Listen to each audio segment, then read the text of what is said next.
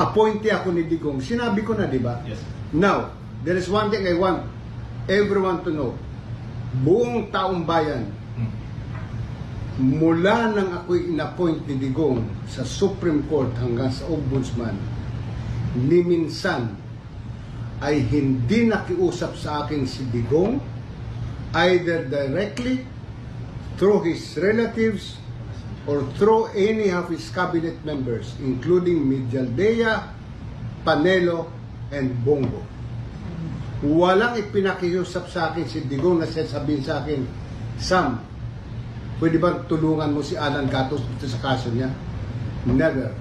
O Sam, pwede bang ano mo yan? Kasuhan mo yung si Joseph Morong? Wala. Si Digong ay never. Yun ang nirerespeto ko sa kanya.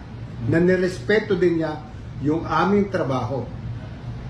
The only thing that Digong told me when he appointed as ombudsman, even sa Supreme Court, just do your job. Sir, si Vice, naparamdam niya.